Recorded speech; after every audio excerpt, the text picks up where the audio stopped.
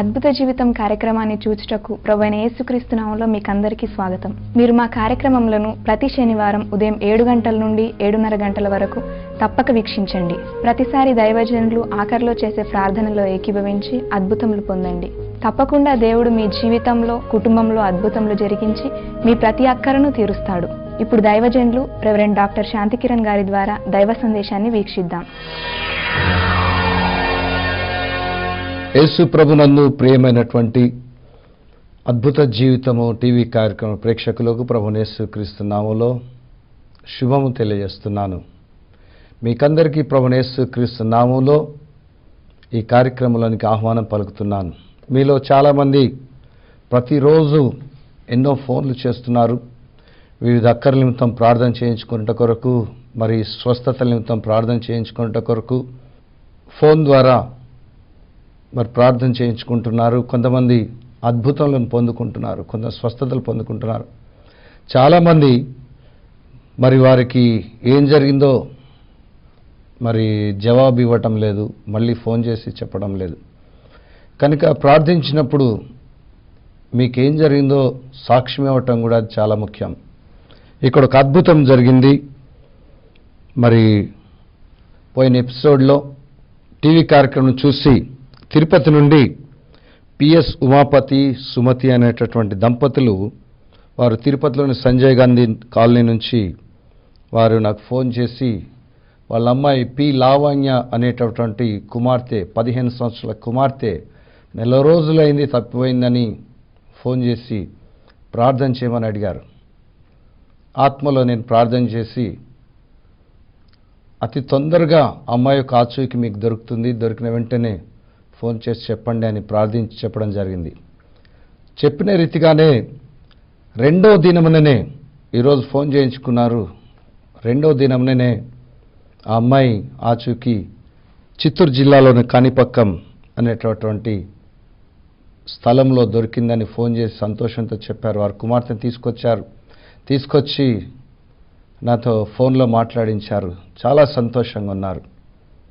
ఇంకొకరు మరి గుంటూరు నుంచి ఒక సస్పెండ్ అయినటువంటి తహసీల్దార్ గారి భార్య ఫోన్ చేసి వారి భర్త యొక్క మరి ఉద్యోగం తిరిగి పొందుకునే నిమిత్తము దేవుడు కనికరించి రీఇన్స్టేట్మెంట్ ఆర్డర్ ఇచ్చేలాగా ప్రార్థించమని అడిగారు. ప్రార్థించిన అతి తొందరలో భర్తకు రీఇన్స్టేట్మెంట్ ఆర్డర్స్ ఇస్తున్నారని తెలిపి చాలా సంతోషించింది. ఈ విధంగా మరి కొంతమంది స్వస్థపడినట్లు సాక్ష్యం ఇస్తున్నారు. కానీ చాలామంది మరి సాక్ష్యం ఇవ్వట్లేదు. కనుక దయచేసి మీకు ఏం జరిగిందో చెప్పండి. మీకు ఒకవేళ స్వస్థత లభించకపోయినా, మీ అక్కర తీరకపోయినా మళ్ళీ ఫోన్ చేసి ప్రార్థించమని అడగండి.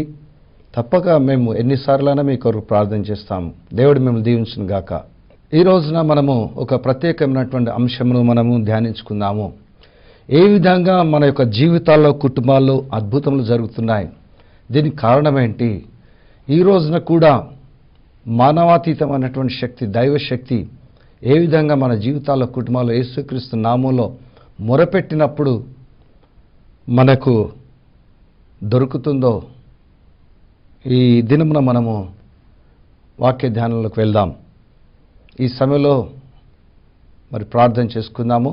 దేవుడు వాక్యమును మీకు అనుగ్రహించినట్లుగా ప్రార్థన చేసుకుందాం.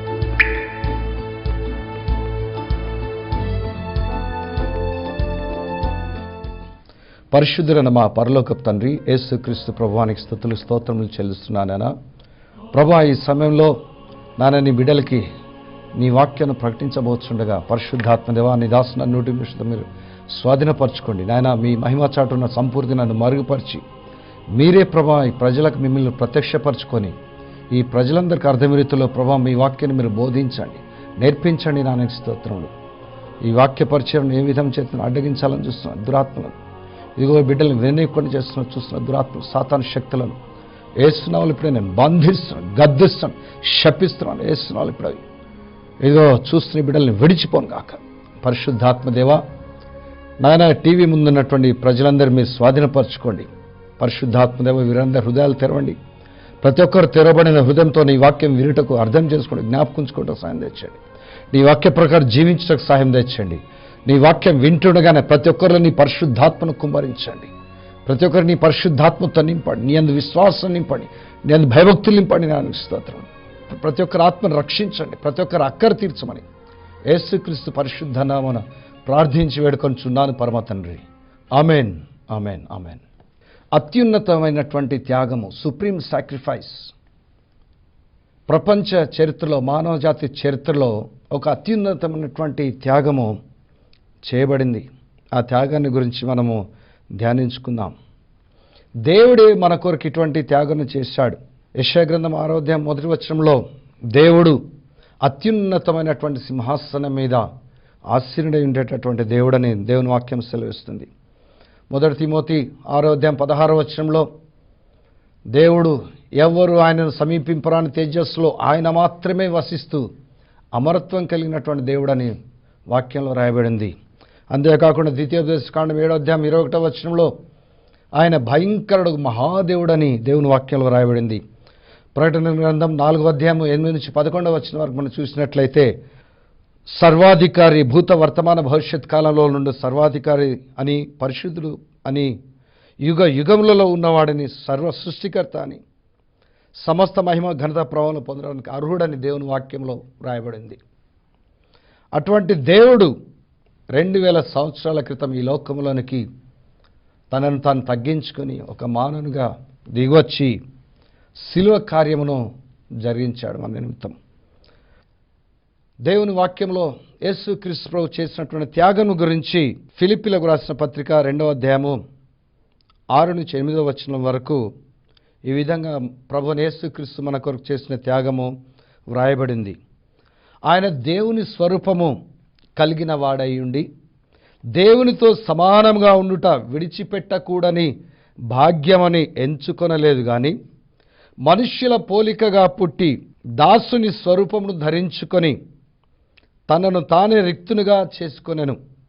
మరియు ఆయన ఆకారమందు మనుష్యుడిగా కనబడి మరణం పొందినంతగా, అనగా శిలువ మరణం పొందినంతగా విధేయత చూపిన వాడై తనను తాను తగ్గించుకొనెను. ఈ త్యాగమును మానవ జాతి విమోచన కొరకు ప్రభువైన యేసుక్రీస్తు జరిగించాడు. మానవ జాతి చరిత్రలో ఇంత గొప్ప త్యాగము ఇంతవరకు ఎవరు చేయలేదు, ఇక ముందు కూడా ఎవరు చేయలేరు. అటువంటి గొప్ప త్యాగమును ప్రభువైన యేసుక్రీస్తు మన కొరకనే చేశాడు. హెబ్రీలకు రాసిన పత్రికలో యేసు ప్రభు యొక్క త్యాగం గురించి 1వ అధ్యాయంలో మనం చూసినట్లు ఆయన స్థితి ఎటువంటి స్థితి అంటే ఆయన అదృశ్య దేవుని యొక్క స్వరూపి, exact likeness of the unseen God or the visible representation of the invisible God. సర్వ సృష్టికి ఆయన ఆది సంభూతుడై ఉన్నాడు. ఈ లోకంలో ఉన్నటువంటి ప్రభుత్వములు కానీ, అధికారులు కానీ, సింహాసనములు కానీ, అదృశ్యమైన దృశ్యమైనవి అన్నీ కూడా ఆయనను బట్టి సృజింపబడెను. అన్నిటికంటే ఆయన ముందుగా ఉన్నవాడు, ఆయనే సమస్తమునకు ఆధారభూతుడని కొలస్సీ 1:15 నుంచి 17 వరకు వ్రాయబడింది. యేసుక్రీస్తు అదృశ్య దేవుని యొక్క స్వరూపమని దేవుని వాక్యంలో రాయబడింది. దేవుడు ఎట్లా ఉంటాడంటే యేసుక్రీస్తు యొక్క రూపములోనే ఆయనను మనం చూడగలం, కానీ ఆయన మహిమతో ఉన్న దేవుణ్ణి మనము చూడలేం. 1 తిమోతి 6వ అధ్యాయం 16వ వచనంలో ఏమని రాయబడిందనగా ఎవరు ఆయనను సమీపింపలేనటువంటి గొప్ప వెలుగులో ఆయన మాత్రమే వసిస్తూ అమరత్వం కలిగి ఉన్నటువంటి వాడని రాయబడింది. ఎవ్వరు ఆయనను చూడలేదు, చూడనేరరు అటువంటి దేవుడని రాయబడింది. ఆయన మహిమాస్వరూపైన దేవుడు. మహిమాస్వరూపి అయినటువంటి దేవుడు తన మహిమను తగ్గించుకొని మానవునిగా ఈ లోకంలోనికి వచ్చాడు. 1 కొరింథీ 2వ అధ్యాయం 8వ వచనంలో ఆయన మహిమాస్వరూపైన దేవుడని వ్రాయబడింది. తన మహిమను పరలోకమందున్నటువంటి తన సింహాసనం మీద ఆయన విడిచిపెట్టి ఈ లోకంలోనికి ఆయన మానవునిగా వచ్చాడు. తన మహిమను త్యాగం చేసి మన కొరకు మానవునిగా ఈ లోకంలోకి వచ్చాడు. ఒకసారి మోషే ప్రభువా నీ మహిమను నాకు చూపుమని పాత నిబంధన కాలంలో దేవుని అడిగినప్పుడు మోషే, నీవు నా ముఖమును చూడలేవు, నా ప్రక్కన ఆ బండ సందులో నీవు ఉన్నట్లయితే నేను నీ ముందుగా దాటి వెళ్తాను, నా వెనుక పార్శ్వను చూస్తావు కానీ ముందు నా ముఖమును చూడలేవని చెప్పి ఆయన దాటిపోతూ మోషేను తన చేయితో కప్పి ఆయన దాటిపోయిన తర్వాత ఆయన వెనుక పార్శ్వను చూడనిచ్చాడు. ఆయన వెనుక పార్శ్వను చూసిన మోషే ప్రజల మధ్యలోనికి వచ్చినప్పుడు ప్రజలు ఆయన ముఖం చూడలేకపోయారు. ఆయన మహిమ యొక్క ప్రభావం ఆయన మీద ఉంది. ప్రజలతో మాట్లాడిన తర్వాత ఆయన ముఖం మీద ముసుగు వేసుకోవాల్సి వచ్చింది.